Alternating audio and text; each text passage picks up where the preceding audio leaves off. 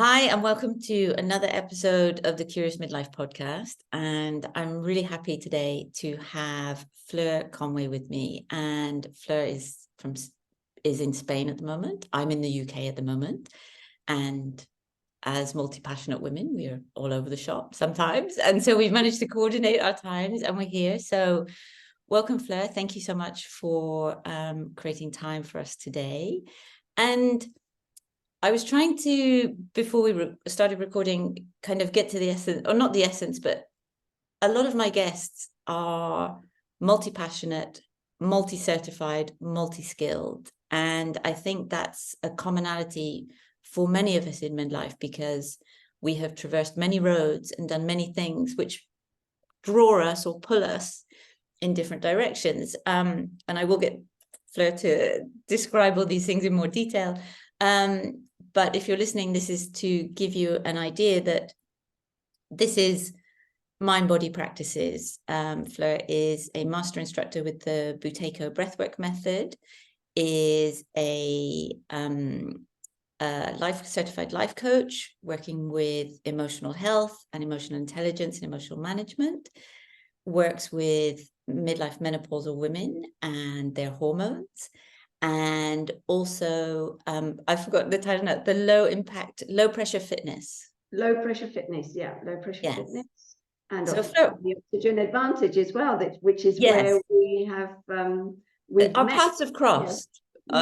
Yes. Through different groups and things like that. And that's one of the beautiful things, I think, with the online world, is that we can connect and find people with our interests and shared things, and then connect as this is. So for me, I know in my journey, a lot of the things I'm doing now are as a result of my own healing or my own journey. Otherwise, I'd have probably still stayed just being a filmmaker. And I'm still a filmmaker and have those crafts and interests and use the kind of creative industries anchor is still the lens through which I kind of navigate and see things through. So, Fleur, can you tell us or share whatever you're happy to share with us a little bit about your story of your journey into this kind of very holistic wellness world and where you are right now? Well, first of all, thank you for having me, and thank you for giving me this space as well to be able to talk a little bit about myself and to have this conversation together. So my journey, well, my gosh. I'm living in Spain. I am originally from UK, but basically I've lived in Spain all my life. And my professional background really has started off in the animal field. So as a veterinary nurse, and together with my ex-husband, we had our own veterinary clinic. So I was basically doing the work of a veterinarian. So for about 30 years of my life, I have been fully dedicated to animals. And basically, during my time working with animals, I started going deeper into behavior and the emotional management of animals, which that led me to, for instance, the bark flowers, and to learn about animal psychology.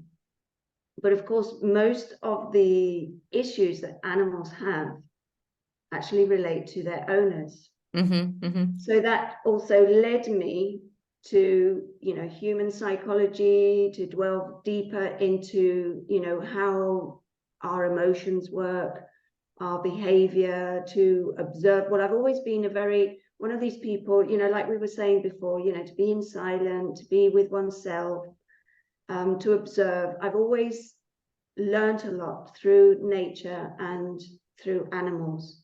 So, even when I was a child, I would come home from school, and instead of, getting together with my friends or whatever, I would, hang on, I've got a fly that's around here. While she's dealing with my dog Pax is without a doubt the biggest teacher I've ever had in my life. I mean, my heart is like, I've been away from him for nearly a month, and that's the longest I ever do. I'm not comfortable to be away for longer than a month from him. And my heart aches. I really feel the pull of this animal and this creature. And so yeah, and can you tell me what is bark flowers? Bark flower remedies, they are remedies, but they're not essential oils. They're like the essence of the flower, or the bark of the tree trunk, or there's even a bark flower which is rock water. So it's water collected from certain areas from rock. And what they do is they help balance our emotions. So when our emotions are out of balance, these essences, these flower essences, have the energy, the vibrational energy to help us balance that emotion. So they're wonderful. They're wonderful. They were, people have been working with them for over 70 years, and we can use them with adults, with children, with babies, with animals, with plants. They are amazing. It sounds like a homeopathic dose of nature. Yeah, but it's not homeopathy, but it is from nature. And as you know, nature balances us. We are part of nature, and nature is part of us. So, the more disconnected we are from nature, the more, out of balance we are. The more in touch with nature, the more in balance we become. Every day. Yeah. Every day. Yeah. So yeah, when I was, in the vets and working, in with animals, so I started going down the behavior route and helping animals with their behavior issues. But of course, that was related to the owners. So that's where I started also helping people. But then, I had a major trauma in my life. My sister passed away, and that was a real big shock. And I fell deep into a deep black hole, and I was in a terrible state. And so that really was where my self-help and my going really deep inwards, that journey started for me. And I had to go through a big, strong process of self-healing to be able to come out of that black hole, which also involved divorcing. My job, I was working in the veterinary clinic with my ex-husband, so obviously I wasn't working in the veterinary clinic anymore. I had to change jobs. It was all a major process, all sort of within a year, basically. So that was a major traumatic time in my life, but it also helped me to find out a lot about myself.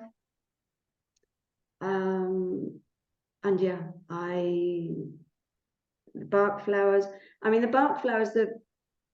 You can learn bark flowers in a weekend, or in one of these short courses, but the way I trained was over various years.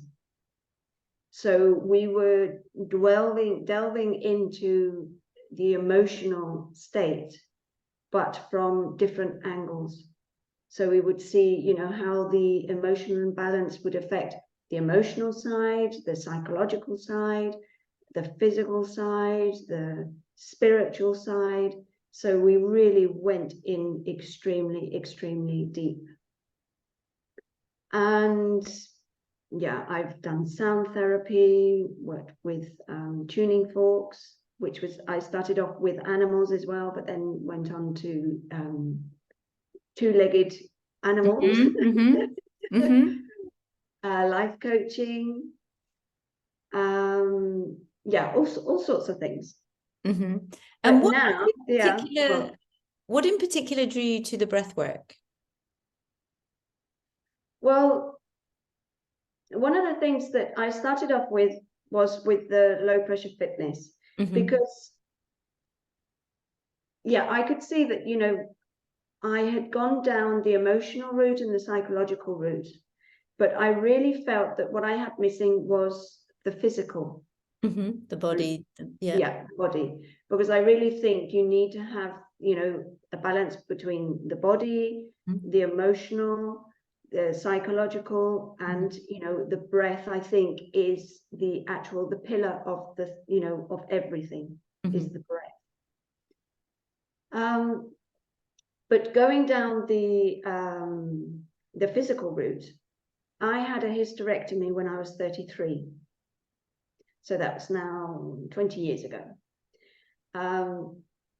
I had a hysterectomy, and from that hysterectomy, I had a lot of pain, a lot of digestive issues, and a lot of that, although it hasn't been officially confirmed, but I'm sure that from my experience from having operated on many, many animals, I've seen that from operations you get adhesions. So although nobody's looked at inside of me to see whether that is the issues, I know that it's from a lot of it is from the adhesions. So the low pressure fitness has helped me a lot for that, because we work with posture re-education, we work with breath work. There's a type of breath work, but the main focus is on hyperpressive exercise. So that's with the abdominal vacuum. So would you describe like what some of these things would look like if people aren't familiar with some of this terminology? Like, what would it look like, a session? Well, first of all, what we do is we help people have a good posture. So a good posture means a good, from the top of your head to your feet, to be nicely aligned, and to be doing certain exercises with that alignment. So the certain exercises are different postures, which have different names. The names are actually either goddesses, Greek goddesses, or gods. Okay. So because they reflect, depending on the posture that you're holding, it might be a warrior posture, or it might be a goddess that's more in tune with nature, because you're lying on the floor, so you're connected with nature. But the abdominal vacuum is where you see, I mean, I'm sure loads of people have seen lots of images where people are like as if they're sucking in their abdomen. Oh, yeah. But it's not actually sucking in your abdomen, it's actually doing a false inhalation. So you inhale, you exhale, and without breathing in, you do like a false inhalation without taking any air in. So this actually opens up the rib cage. And when you open up your rib cage and you're actually you're activating the diaphragm, it actually makes that your abdomen goes in and slightly upwards. So depending on your posture, and there are certain postures when you're on all fours and you're slightly with your head quite far down onto the floor, so your pelvis is much higher up than your head, then that helps that abdominal vacuum for your organs to be stretched. So this helps, when there's scar tissue, it helps for the fascia, for all those adhesions to be able to release. I mean, it has a lot of benefits. It also helps balance the pelvic floor, the whole core structure. So that means the back muscles and also the abdominal muscles. So yeah, I mean so that is where I came more direct into the breath work. But of course, like it's like with yoga, with Pilates, and with the low pressure fitness, we talk about the breath when we're actually doing that exercise. But then, you know, I started thinking, right, well, okay, well, what happens, you know, all the other hours of the day. Yes, you know, when That's always my up, thing. I'm like, I don't spend that long moving, or like in a movement exercise thing, but yeah, I'm spending a vast, so like I'm always like, let's go for the low-hanging fruit. What are the things that you're doing most of the time? Like, fix them. So yeah. So that's yeah, sort of, you know, looking into more into the breathing, and that's where I came across Patrick McKeown's work. And yeah, and from then on it's just been full on with that. And I mean, I know from my work with clients in the oxygen advantage, but what do you see, like, in terms of the transformation? And I know I'm preaching to the choir, talking to you, but what do you see in terms of how people start, or what kind of symptoms they have, and what you can change when you restore these functional breathing patterns, or this re-education of breathing for people? Well, a lot of people that I see, I mean, I don't know whether, you know, people are attracted to certain people. Yes. And I seem to attract people who have a lot of emotional issues. Mm-hmm. You know, even though, you know, I might not sort of advertise myself as a, you know, a life emotional coach, you know, Mm-hmm. I'm more, you know, oxygen advantage or the Buteyko Mm-hmm. method, but Mm-hmm. I attract a lot of people that have emotional issues. So I see a lot of people that have anxiety, who are very much in their head, who have panic attacks, etc., etc. So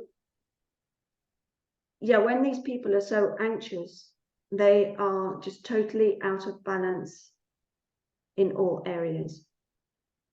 So as soon as they come to their breath, as soon as they start working with their breathing, and their breathing comes back into balance, even if it's just a tiny weeny bit, Mm-hmm. you know, that there's still a lot of work to do, their whole being starts coming into balance.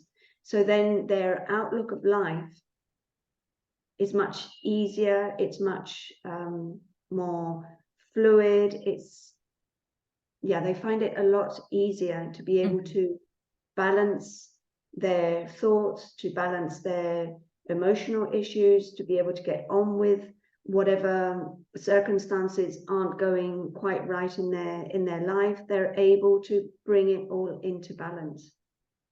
I mean, I've experienced the same, and it's this word ease, or, you know, or easier, or easiness, and that, yeah, that people can, there's just more ease across all applications of life, whether it's you know, their partner reflects like, you're easier to be with, you're calmer, or they say, you know, even so, walking up the stairs, I can do it with more ease. I can multitask, or I can manage all these competing demands a bit easier, or with more ease. And sometimes these things sound a bit intangible, or, you know, ambiguous, or a bit, you know, uh, fluffy, or not something kind of solid, yet we feel it when we don't have it. We know what a lack of ease feels like, of the anxiety or the agitation. And then for some people to kind of think, well, but I'm breathing all the time, like, how can, like, just breathing differently shift those things? So what are the things that you find yourself saying over and over again? Like, what is some of the most kind of common messages that Through your nose. What is your nose for? What is your mouth for? Your nose is for breathing, and your mouth is for eating. You wouldn't eat through your nose, so why do you breathe through your mouth? Aha. I think Yeah. that's one of my I repeat and repeat. Yeah. Yeah, basically it's breathe through your nose, and breathe in a light, slow, and deep way. not take these deep, well, yes, deep breath, but not the big breath. Yeah. There's a lot of confusion around that area with the big breath, take a big breath in. And there's they don't understand that it's not so much the big breath, but the deep breath to make the air go down into the lower lobes of the lungs. Yeah. And that's, I think, and I've had people say to me recently, but it's so confusing. How am I I'm supposed to breathe like this when I do this, and I'm supposed to breathe when I do it like this when I do that. So I don't know what to do. I'm confused. Like what's right and what's wrong, and then oh God, now I can't even breathe. I'm so confused. Like I'm breathing now. I'm not even good at breathing. So am I right? You are also a singer, and you work with singers. Did I read that correctly? Well, I'm not a professional singer. I used to be in a woman's choir. Mm-hmm. I was in a woman's choir, Las Voces de Gaia. Mm-hmm. We were singing spiritual songs, mantras. Yeah. I mean, we were doing concerts and all sorts of things. And we've got a few CDs as well. Oh, nice. Yeah. Yes. But I'm not a professional singer. And I don't actually work with singers. That's something that that hasn't actually come to me. But I have noticed that although I'm not now in Las Voces de Gaia, because I left the choir when I moved to where we are now, but I have noticed that my singing is much better now that I've been working on my own breath, since I've been trained in Oxygen Advantage and the Buteyko method. My breathing is a lot better. Mm-hmm. For instance, like we do podcasts, or if we're doing an online training, we spend a lot of time talking. And I've noticed the difference, for instance, like with my husband, that when he's a physiotherapist and an osteopath, and when he comes back from his day's work, his voice, sometimes you can really feel that it's really strained. Mm-hmm. And I keep on saying to him, make sure that when you're talking, to take those little pauses and to breathe through your nose. Take those little pauses. Come back to your breath every now and again.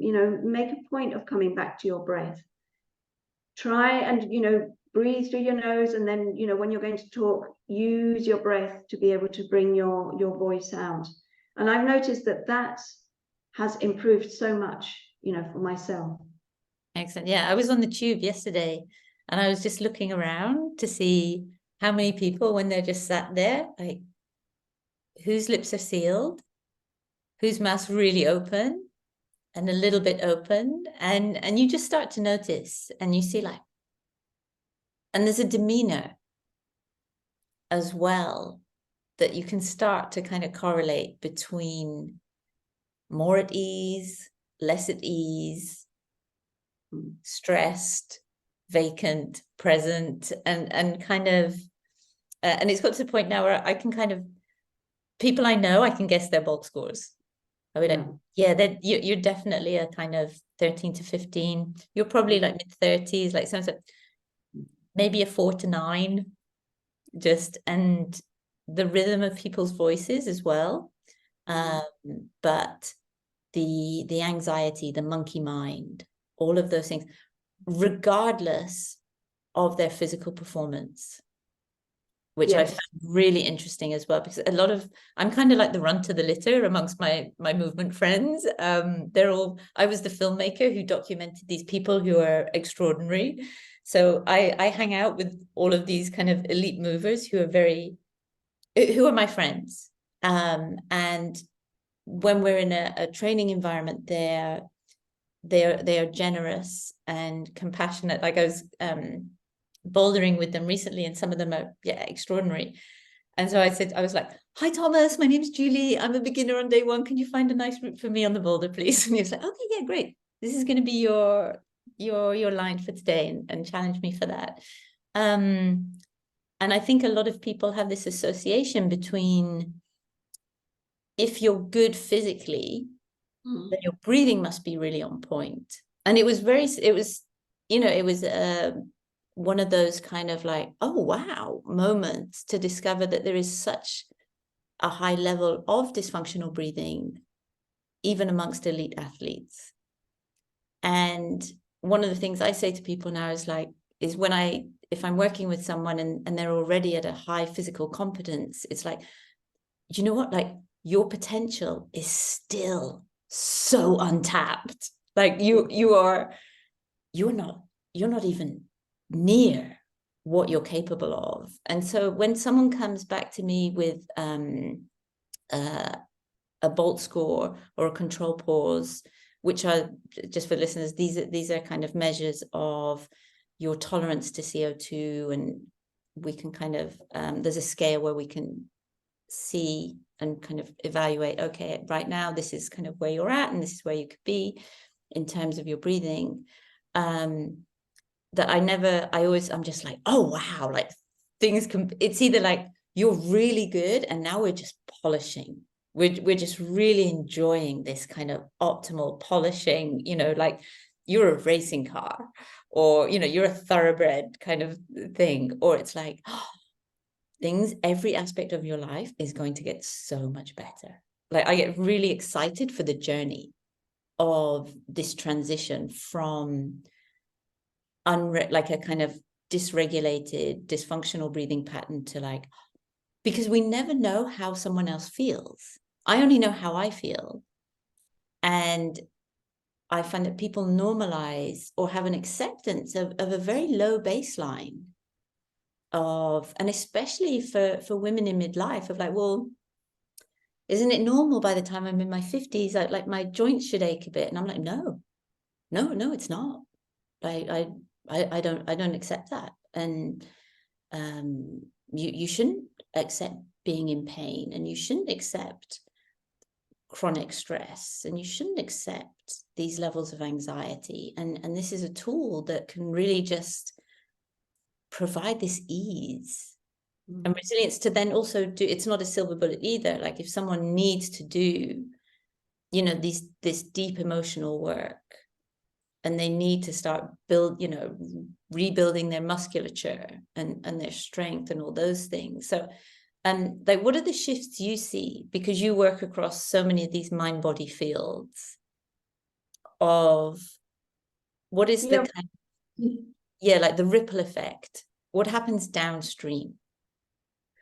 Well, one of the things that you were saying, with women in midlife, I mean, yeah, there's a lot of women that have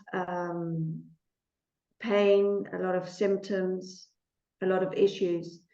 I mean, obviously the hormonal changes are affecting a lot. There's also a genetic component as well, but it's also that lifestyle, and also that emotional and self-development work that we have been doing in our previous years that will help us through this transition period. So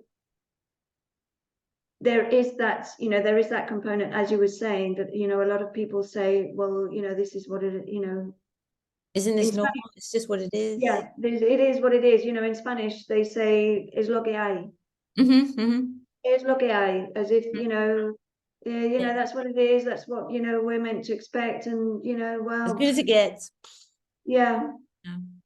And people really need to take that responsibility of themselves to say, okay, where in my life, or what in my life can I improve? What areas can I improve in my life? And it's not always just down to diet. It's not always down to movement. The breath, how are we breathing? I think there's a lot of confusion as well when it comes down to breathing. The word breath work. We don't really do breath work. We are re-educating the breathing. We are bringing people's everyday breathing into an optimal state. And then once it's in that optimal state, we can use that breath to really push that person forward, or the person can use their breath to really go forward. But it's not, oh, for when I'm feeling anxious, then I do this breath work. No, we have to have that adequate breathing 24/7. Yeah, the baseline. Just The like baseline. Yeah. We have to have, I mean, you wouldn't start going to the gym, or you wouldn't expect to be able to run a 40K marathon without starting off at home, you know, doing a little bit of stretching, and then, Or if you know, couldn't walk to the shops, if you're like, Yeah. I can't walk around walk around the block, I can't walk to the corner shop, or you know, you wouldn't be like, and I'm doing a marathon on Saturday. You'd be like, that's insane. Why do you have this expectation that any of that will go well? Yeah, exactly. So, you know, a lot of the things that, you know, it irritates me in a certain way is that, you know, if I mention anything about, you know, the breathing re-education, you know, sometimes people say to me, oh, my breathing is fine. And, you know, you look at them and they're puffing and blowing through their mouth, and you think, well, maybe it's not so Or maybe fine. not. No, but, you know, I do yoga and I do my pranayama, you know, and once a day I do my pranayama, and it's like, yes, but, you know, what happens, you know, when you're driving your car, when you get stressed, or when you're at work? And the other thing that's just actually come to my mind right now is, you know, all this technology, especially the mobiles, and now, well, mobiles and these, you know, trackables, yeah, all those things. Yeah, I don't wear any watches. I don't. I'm traveling at the moment, and I have so many schedules. It's very rare that I wear a watch as much as I've worn it in the last 4 weeks. But I have places to go and people to see and things to do. But I didn't actually wear a watch for about 30 years, and I was never late. Yeah, no, I don't wear a watch. Yeah. I haven't worn a watch now, I think, for like 30 years or something like that.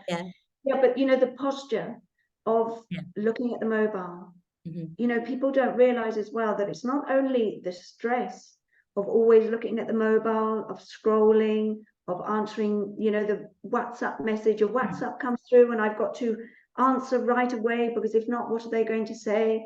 Or, you know, the Instagram, how many likes have I got? The dopamine. Yeah. They like me, they don't like me, and oh, they didn't like that, and oh, but it's also the head posture. It's that posture, that head forward posture. You know, what is that doing for the breathing? What is that doing for the connection of, you know, the circulation, you know, the brain stem right down to the whole of the system, for the vagus nerve. And all of that is heightening up that stress mode. And just to rewind a little bit, because this is one of your kind of areas of kind of expertise to share with people a little bit more. What are the things? Why is breathing a specific thing, or how does how we breathe contribute to some of the struggles women may have during perimenopause and menopause? Well, one of the main things that happen to us is our stress levels, our stress response spikes. We have a lot of hormonal changes, and the hormonal changes can also spike and change the spikes of the cortisol. And cortisol is our stress hormone. I mean, there's a lot of things that go on, you know, through. So, I mean, you know, we're not going to go just to keep the science at the fundamentals. So if the estrogen can influence our stress levels, our anxiety, our hot flashes, and how we sleep. So, for instance, if we're not sleeping properly, if we're not sleeping properly, then that will feed into our stress. Mm-hmm. Our stress will be feeding into our breathing pattern. Because how do we breathe when we're stressed? Yeah. Fast, shallow. It comes Gasping. up here. Yeah. And our breathing, when we're breathing like that, it's sending signals to our brain that something's going on, that there's a stress out there. So it all becomes a vicious circle.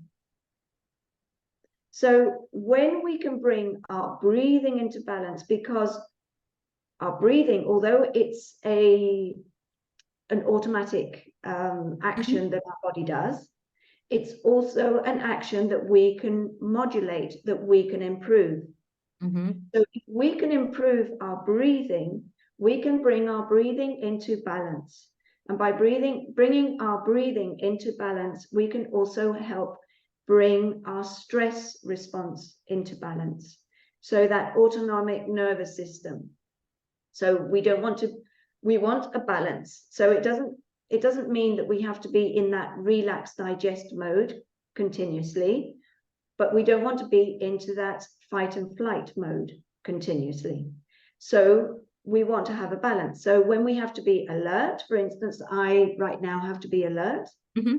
So I want to be a little bit more, spiked up. Mm-hmm. Yeah. So maybe my sympathetic system, my fight flight, is slightly more active. But at the same time, my parasympathetic, my relaxed digest mode is also, it's just there. So when I want to come back into balance, so for instance, when you're talking, I automatically come back into that relaxed mode. And that is how, when we're talking about being imbalanced, is that, so each side of that autonomic nervous system can come into action, but then automatically come back into that balance once again. And what happens when we're in the perimenopause, menopause, and we're not breathing properly, we're not sleeping properly, we've got all these symptoms, we don't understand what's going on. A lot of it is as well because we don't understand, we don't have the knowledge, we don't have the education of what's happening to us. So, oh my gosh, what's going to happen? So what happens? We just stay in that fight flight mode and we don't come back into balance. But through our breathing, and when we have our breathing in optimal levels, we have that balance.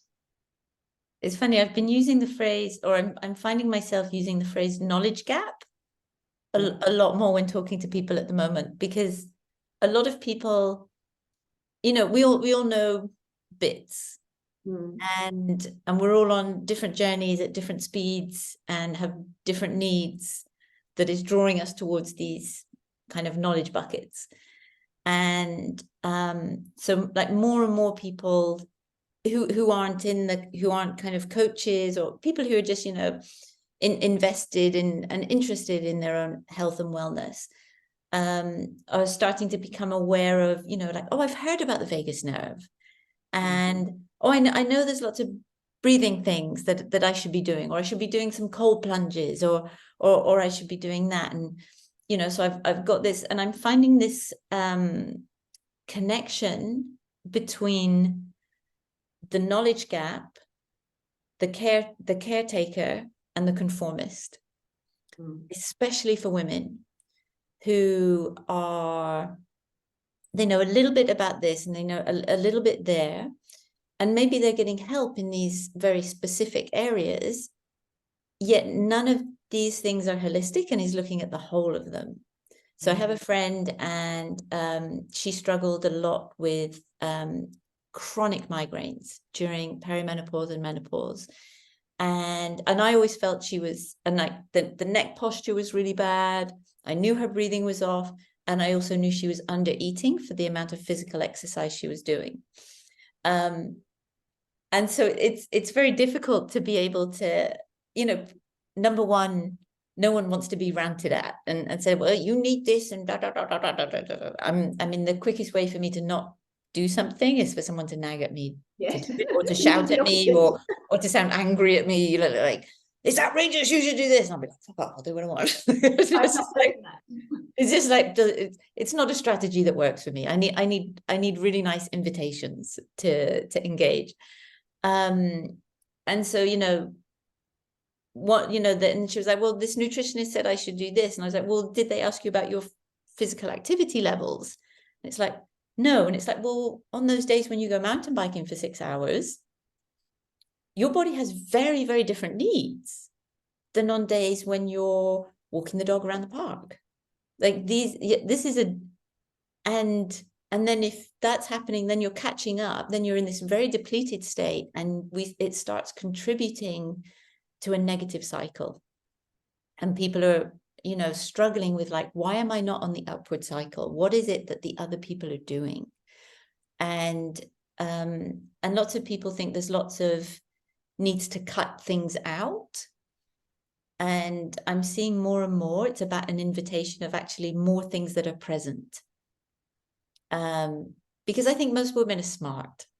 I think there's an intelligence where, we kind of know like the processed food's bad for you, and that's bad for you. And like, you kind of know when you do stupid things and you feel terrible afterwards, but then you just keep doing stupid things. So it's like, well, this is an emotional decision issue. This, because there's no good knowledge gap around. Well, that's a stupid thing, and the end result of you do X and Y happens time and time again. Like it's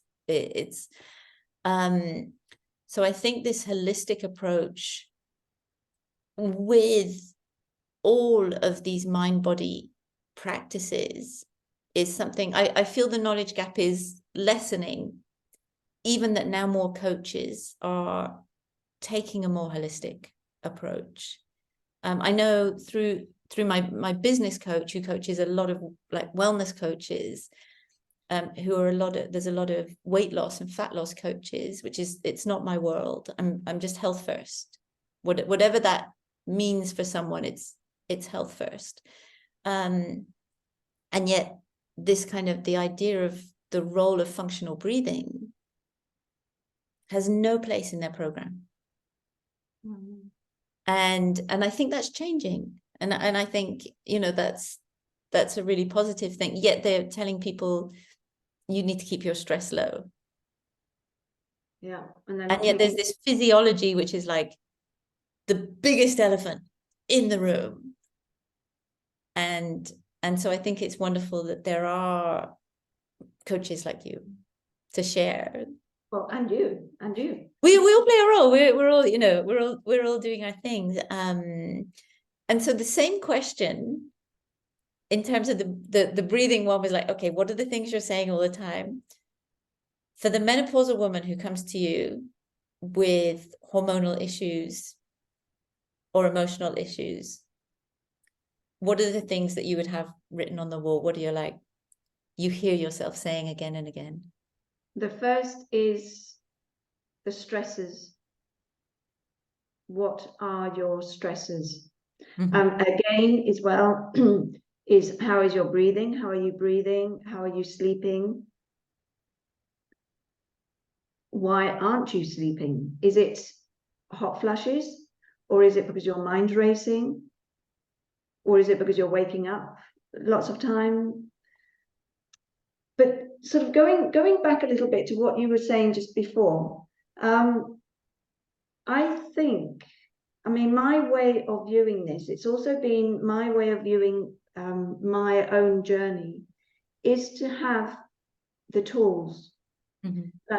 But I think it's important to have simple tools, because I think there's a tendency now to overcomplicate things. It's like, even when I look at what other people are doing, with breathing, they do really complicated breathing techniques. And this, for instance, is where it clashes to, with the work that, for instance, I do, because when people try these breathing techniques that are really complicated, it takes them away from wanting to work with their breath and to improve their breathing, because then they relate working with breathing, mm-hmm. is complicated. It's another stressor. and it's another stressor. For instance, posture re-education. Simple exercises, mindful, simple exercises that women, people, children can do in every moment of their day. It doesn't have to be, oh my gosh, I've got to get down on the mat and I've got to do this and I've got to have all these different apparatus, or I've got to have all this equipment to be able to, balance my posture. No, it's as simple as just standing on one leg. Mm-hmm. But just and putting something on top of your head and standing on one foot. Love it. It's as simple as that. Mm-hmm. So I mean, you can do that, when you are waiting for the kettle to boil. Yeah. That emotional balance as well. We don't have to go so deep. We don't have to go what happened when you were 3 years old, or your parents or your father spoke to you like this, or your mother spoke to you like that, or I don't know. We don't have to go into all those traumas. I mean, if you want to, yes, of course, go to a specialist that will help you go in, with all those traumas. But what can you do now, in this moment? What is happening in your life, and how can you change your outlook? How can you change the way that you see that situation? How can you see more positive? How can you connect more to nature? Mm-hmm. I think in the simplicity, and this is where, for instance, this is where nature and animals, yes, are the true masters. Yeah. It's simple. Mm-hmm. And it is that simple, and we tend to complicate absolutely everything. Yeah. I mean, for instance, when I say to people, ground yourself to earth, but I mean, you don't have to go into the middle of the mountain to be able to ground you can literally, if you've got a little garden, well, then just go down into your little garden and take your shoes off. Yeah. Just take your shoes off, and if you want, just stand there observing, or sit down and put just put your feet on the ground. Walk around barefoot. Mm-hmm. It's not that complicated. It doesn't have to be that complicated, and we do tend to complicate things so much. Agreed. And I think, and I've never really found come to my own conclusions around why that is, or why there's a lack of trust in simplicity, because it really is what works like 99.9% of the time. And I even know when I was doing my doctorate that I kept thinking like, I'm thinking and thinking and thinking, and I'm going to come up with something, and it's going to be like really complex, and that means it's really clever. And then it was like, no, it's about identity. That's it. And it was like, oh, great, okay. That was my conclusion. Parkour, identity, boom, connection through the environment to yourself and others, and interactive, multisensory, emotional, mind, body, biopsychosocial, identity. And there's always kind of the layers. And I think, with the movement things, and I was at a breathwork workshop, and we had to do some drills, and we had to do something with a yoga block, and I was really clumsy with it. And I was like, I don't have a yoga brick. Like, I'm not a yogi. I don't. And she was like, yeah, but you're a movement person. She's like, what do you mean you don't have a yoga brick? I was like, why would I have a yoga brick? Nothing wrong with them if you're into them and you like them, but it's like there was this kind of expectation of we have all this stuff, and it's like, well, I don't need that to move or do this thing, and I can find, I'm very much from the movement. My movement creative journey was using things in ways that they weren't perhaps originally designed for. And my dog doesn't need a really fancy toy. Like, find a stick. Yes. Let's go. Like, how to make my dog happy. Very, very simple needs that are that mirror my needs: shelter, food, love, safety, movement outside on a regular basis, water, play. That's it. And it's like, best day every day. It's gonna be like best day ever. Best day ever has these ingredients consistently. And we deny ourselves that. We don't value play. We're drawn to complexity instead of simplicity. And yet simple is what works. I mean, for instance, you were saying movement. I mean, outside, it's a playground. Everywhere. It's a total playground. Yeah. I mean, okay, I live in a valley, and we've got bancales. Bancales are sort of like the fields, and then they've got a wall, and then you've got another field, and then you've got another wall. Okay. So it's sort of like as if it's going sort of down the mountain. But I mean, you've got these little walls that you can sort of climb up, that you can jump up, that you can jump down. There's logs that are, lying down, or tree trunks or whatever, so you can jump over. I don't know. There's trees that you can sort of hang from the tree, or then you can do, I don't know, you can do some different postures, with the wall. You can do all sorts of things. Yeah. So it doesn't have to be complicated. Nothing has to be complicated. And this is when we go back to breathing. Breathing isn't complicated. The more simple attitude we can take towards breathing, the easier it will become, and the more functional it will become. So the lighter we breathe, the smoother we breathe, this will make it go deeper. But also the more relaxed we breathe, this is our natural way of breathing. So all these exercises that we do to hype it up and to make it more complicated, and to, okay, in Oxygen Advantage, we do the long breath holds, but that has a purpose. And we only do that for a specific purpose. And we're not doing that permanently during the day. But our everyday breathing should be this smooth and light, deep and relaxed breath without effort. So anything that brings into that component of effort, we should really look and see, whether it's of benefit or not. And also, I think, what is the context? Yeah, why are we doing this? Yeah. Of the effort. If sat watching the telly or reading, your breathing is labored, or there's an effort, whereas maybe okay, at the top of 20 flights of stairs, like, you're warranted to feel the effort. But if there's an effort, or if it's big, or you can, I was a nasal breathing overbreather.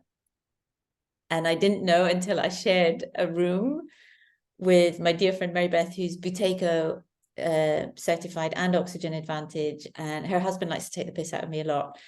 And we were in Zion National Park, and we were all sharing a room. And we'd been hiking all morning. It was very hot. We came back, we had a nap. And mouth closed. And it was slow. My breath was slow. It was like a wave. And I could always hear my breathing as this big wave. It was very slow. And Steve would be like, "You're such a mouth breather." And I was like, I'm not.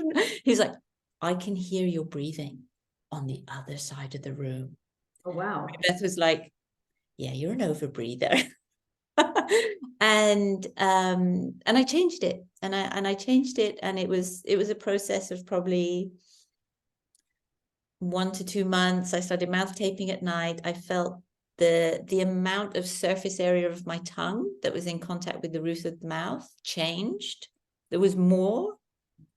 And then it became that my everyday, without effort, things, if I could hear my breath, I was over breathing. So it's those journeys, and it's always interesting for the people who say, but I'm a nose breather and I've done all these courses and like my like the mechanics are there, but they're still breathing like a train, which puts the gas exchange out of balance. I mean, I'm just so grateful to have discovered this work selfishly for myself, but then everything I do with my clients now, if we can get this at the beginning, like, you know, this is the most important movement skill that no one's training. Most people aren't training. And like, everything's easier. You're going to move more easily. You're going to sleep better. If you sleep better, you'll recover quicker. You'll train more. You'll get stronger more. But there's just ease. Life is easier.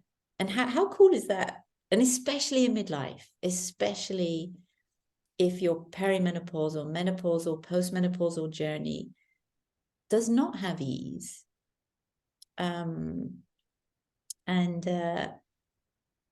Yeah, it's just, and ease is good.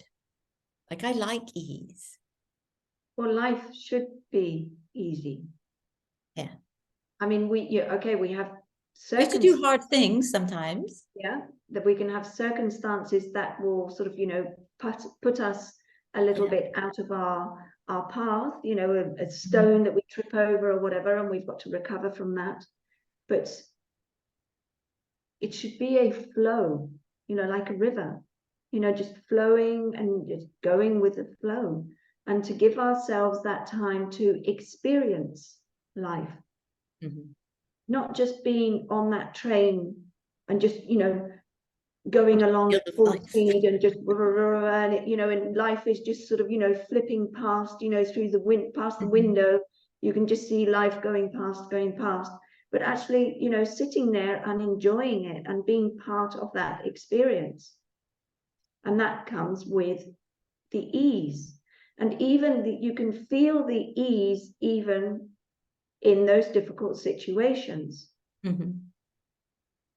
Because the difficult situations are, at the end of the day, they're just situations. It's whether we look at them from this point of view or that point of view. They will become easier to manage, to overcome, or more difficult. But it's actually down to us how we focus on it. I mean, I think these reframes, the ability to reframe and the acknowledgement that thoughts aren't facts were probably two huge turning points for me. That just because I think it doesn't mean it's real. And yeah, I mean, how many times, I think as our thoughts, a bit like a radio that's on. Yeah. And when a person is, in that hyped up mode, and, there's thoughts, it's just like a radio. I mean, how many things, do we hear on the radio? We hear the news, and there'll be an interview, then there'll be some classical music, then there'll be a pop music, then there'll be another song, then there'll be an advert, and it's just all this noise going on. And it's just there, but it doesn't mean that that is real, because the next thought could be completely the opposite. Yeah. So, as you say, they're not facts. Yeah. And to have the sense of agency to kind of individuate from a lot of social, family pressures and ideas, and to acknowledge what are your truths, what is real for you, and what you could look at in different ways, is a very interesting journey. And I think when we get to midlife, there's, we've been told a lot of stories. We've told ourselves a lot of stories, and those are, perhaps reinforced through through these external messages that we receive and have all the time. And that can be very uncomfortable work, and it's kind of, disruptive to the norm. And this is where I think this, as in before, this thing of the, there's the knowledge gap, and then there's this kind of conformist behavior of, well, you just carry on being, like Julie the sporty one, or Julie the eternal student, or Julie the disruptor, and it's like, well, why can't I? Well, actually, I'm this, and I'm going to be this, and I'm going to share this, because that is me now, and we're changing and evolving and finding. And I think menopause is a really furtive time for finding purpose. As we go through, I mean, you've had a career change as well. You were, in the veterinary world. I was in the filmmaking world, and we've changed these now. Yet everything feeds in. Everything, and we, as you were saying, we evolve, we change. Our life changes. We change. So also, what we do with ourselves and what we do for others also changes. Mm-hmm. And I think it's when we can follow our truth, and we are true to who we are in this moment in time, then this is the truth that we can give to others. So for instance, when we're going, through the menopause, I mean, when we come to a certain age, I can't expect to be the same person. I'm 53 right now. I can't expect to be the same person as when I was 33. Mm-hmm. My thoughts, my body, my physiology, my outlook in life, where I want to go in life, it's all changed. Mm-hmm. So, I think it's really, really important as well for women who are going through this transition. It's more a transition. I think it's a transformation, Mm-hmm. to really agree. become that woman who you really are. Because during our life, we've taken on so many roles. We're the daughter, then, we become the girlfriend, then we become the wife, we become mother. We have all these different roles, and, independently, the work that we're doing, maybe we will have a higher or a lower level in our professional role as well. But when we come to this age as well, I think there's a lot of letting go. Mm-hmm. I think a lot of fear comes up. Who am I now? There's also that letting go of our children, which is also a big process as well. Especially, when, our children are, they're off, they're flown, and then they don't want their mummy anymore. They don't need their mummy that much. And it's like, well, you've got to let them go, but you still want to sort of cling on to them. Who am I now? What is my role in life? And it's coming in tune to, okay, now this is me time. Not on a egoistic. Mm-hmm. Mm-hmm. We're not being selfish. Mm-hmm. It's like, who am I? Who do I want to be? Or, that inner self that's crying out to, this is me. Okay, be true to yourself. And don't be scared to be who you are. Because once you come into that truth, that is what you're going to give out to the others. Mm-hmm. And it's going to help you find that way. Yeah, I think it's a beautiful journey. It's a treasure map. It really is. And I want to ask you, what kind of things do you do on a daily basis to help you keep in balance? To keep in balance? Mm-hmm. Well, I don't really have anything sort of like specific that I say, okay, now I'm going to do this, now I'm going to do that. But I suppose, well, the first thing that I do is I get up. Well, obviously, I give my husband a little hug, good morning, blah, blah, blah. I get up and I go outside with my dogs. My dogs, they sleep downstairs, so they're inside. Mm-hmm. So the first thing is to take the doggies outside. And we have loads of land in front of us. So the first thing I do every single morning is I go outside and I walk around the land.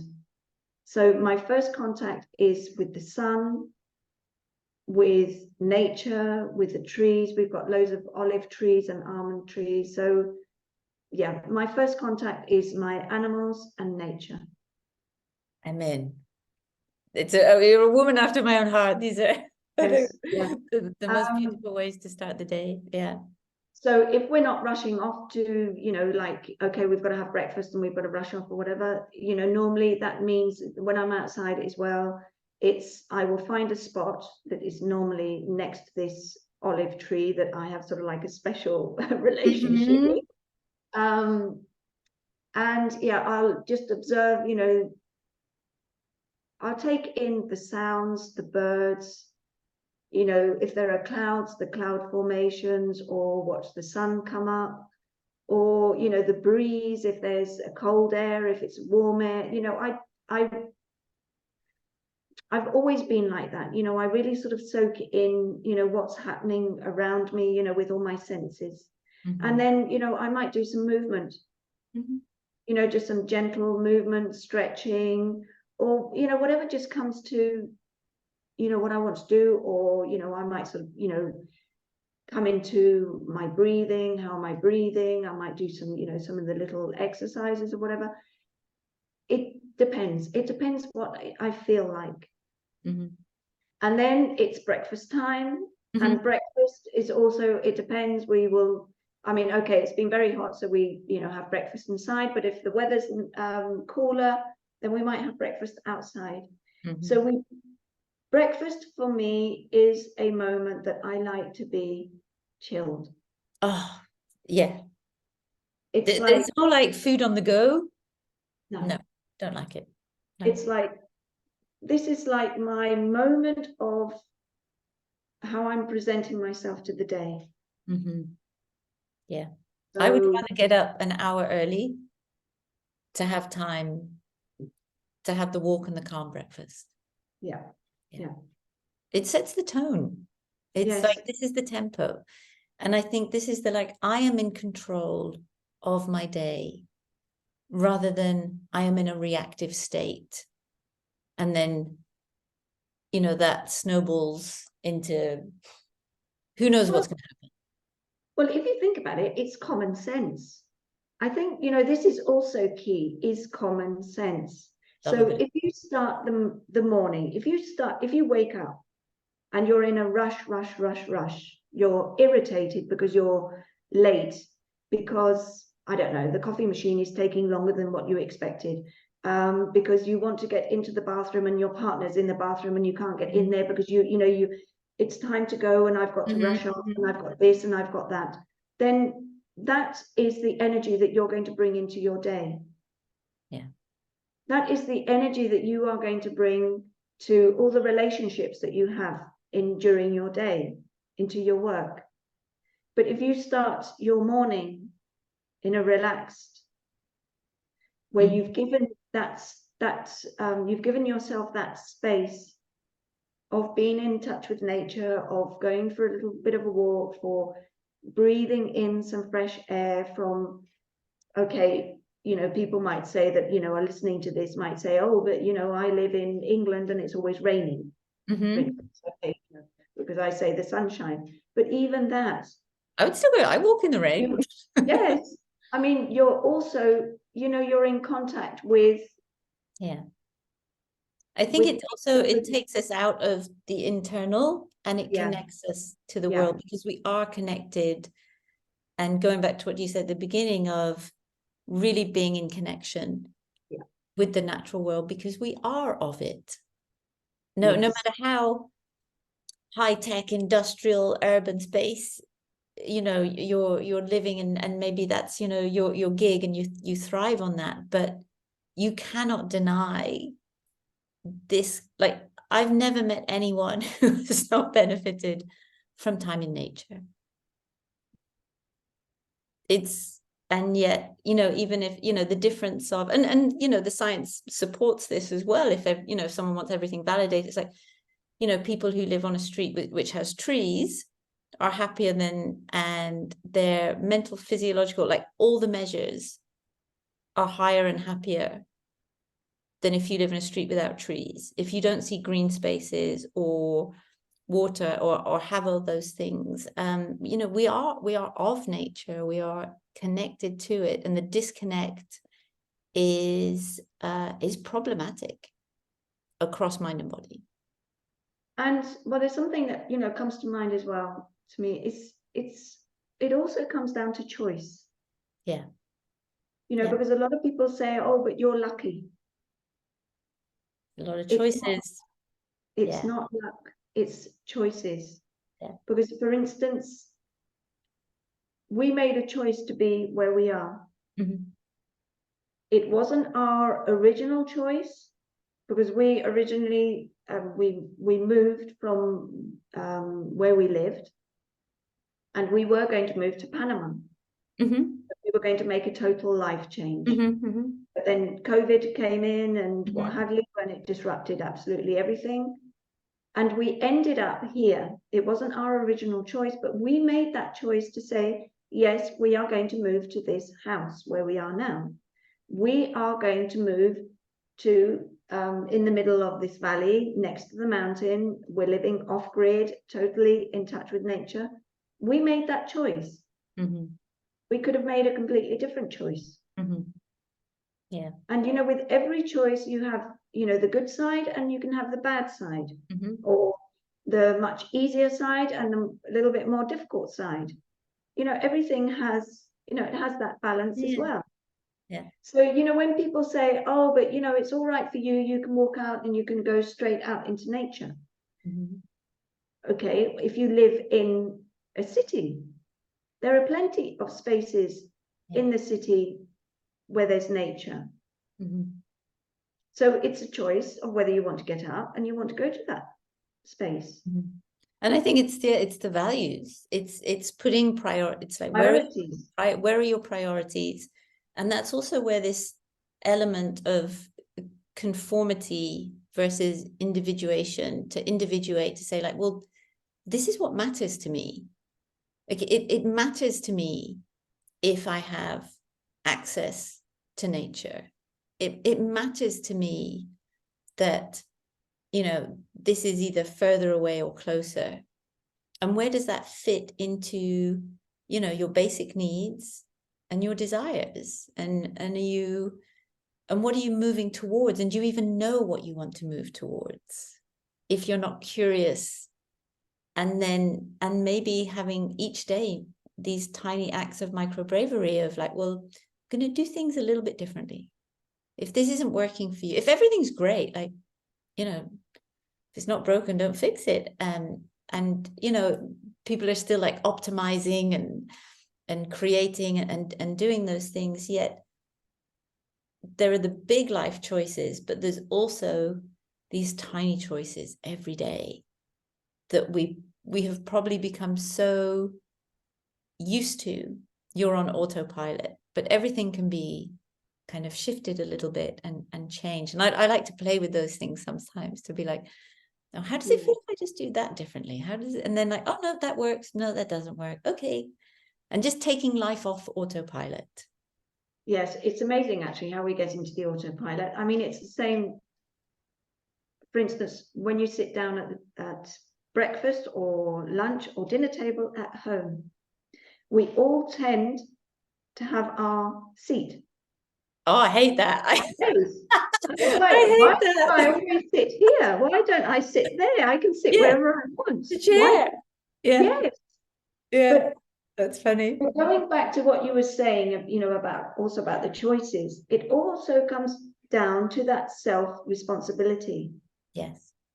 Society has has taken away that belief that we are responsible for ourselves, and that we have to rely on outside of ourselves. We either have to rely on the government, or we have to rely on the medical department, or we have to rely on technology. We have to rely on others. But no, we actually have to be responsible for ourselves. And it comes down to our beliefs, not beliefs that we've taken on from our education, from our parents, from society, from our friends. But, you know, what are our beliefs? What are our priorities, as you were saying? You know, I know that for me, one of my top of the list priority is animals and nature. You know, I'm nothing without animals and without nature. So that is, I know that is wherever I am in my life. My circumstances might change, but I know that there's going to be animals and there's going to be nature. Because that is my, it's. These are your anchors. These are your foundations. So everybody has to say, okay, what is my priority? What are my main priorities in my life? And then make those choices and have the common sense and that self-responsibility to have those. And keep it simple. And keep it simple. We don't have to complicate things. We don't have to complicate things. We don't have to, you know, like for instance, now with the barefoot, for instance, with barefoot, to go down that route, you don't have to be so sophisticated and have all these different barefoot contraptions and shoes, etc. We can go down that route, but I mean, if for instance to buy a barefoot shoe is too expensive for somebody, because they can be really expensive, well, okay, just take your shoes off when you're at home. Just start with that simple act. There's always something we can do to move us closer. And that is the other thing is as well. So for instance, like with the breathing, you know, in the breathing re-education that we do, we are also changing the habits. And when we're changing habits, and it's the same, you know, with movement, when we want to move better, we want to also change that habit that that's stuck in that rut, or that habit where we're not moving adequately and we now want to move in this direction. Well, instead of taking that big step of, you know, I want to lift those 100 kilos, and I'm starting from, I can't even lift 1 kilo.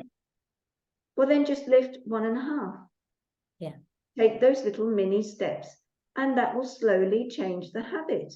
You know, don't do these. Don't need to go wild. Stop the mini steps, and when you're happy with that mini step that you've taken, then you take another step. And then when you're happy with that, you take another step. And this is what we do as well with the breathing. And especially, you know, when we're when we're dealing with people that have had long COVID, or they have fibromyalgia or anxiety, panic disorders, you know, they have a health issue. We take these mini steps. Because it's necessary as well to take those mini steps, because then we lose the fear. We start adapting to that change of habit, and it becomes easier. And we lose that fear. And our body doesn't like extreme changes. No, it's like just because what's going on? Our mind says, hey, what are you doing? Are you mad here? Hey, baby steps. I'm always saying to my clients, like, you're just going to do this little thing, and we're going to keep repeating it, because what you're doing is you're telling your brain, like, nothing bad happens when we go there. Nothing bad happens when we do this. Everything's fine. Nothing bad happens. Like everything's good. Everything's really good. And you can't reinforce that message if you're going from, you can do it when you go from A to B, but if you're going from A to T, it's like, that's like, it's a shock. And that doesn't work well. Fleur, thank you so much for everything you shared today. And where can people find you if they want to explore more of what you do, how you work, how they can get in touch with you? Where are the places they can find you? Well, the easiest place basically is on Instagram. So my Instagram is core, as in CORE _prana, PRANA. There I have a little bit of a potpourri. So there's a bit of, the breath work, and then I sometimes share something about my animals or living off grid, low pressure fitness as well. And for the Spanish community, I've just started a Buteco Instagram, but it's all in Spanish at the moment. That's all in Spanish, and that's Buteco _ Spain. Wonderful. So yeah, I'm developing a new website. I have a bit of a love-hate relationship with I had a discussion with a friend yesterday who's an artist, and she's having to do a new website, and it's taking up a lot of bandwidth. Yes, a lot of mental energy. Yes. So Instagram is the easiest place. Fantastic. Well, thank you so much. And I will put all of those details in the show notes. And just thank you for sharing your work and thoughts and ideas. And we shall be in touch again soon. Sure. Yes. Okay. Any final thoughts to close up? Basically, simplicity. Be in touch with nature as much as you can. And our breath is the pillar of absolutely everything. If our breath is out of sync, then everything will be out of sync. So our breathing, how we breathe in our everyday, every moment during the day and during the night, is fundamental for all our physical health, our internal health, not just how our muscles move, but how our endocrine system, our brain, our oxygen delivery, but also to keep that emotional and that fight, flight, relax, digest mode into balance. So our breath is our pillar. Absolutely agree. Thank you so much, Fleur. We will, and I was thinking we should probably do another episode, and we'll just talk about nature and living off grid. I'd like to go deep into that. So this, yes. Consider this part one. Okay. So thank you so much. Yeah, we'll do that.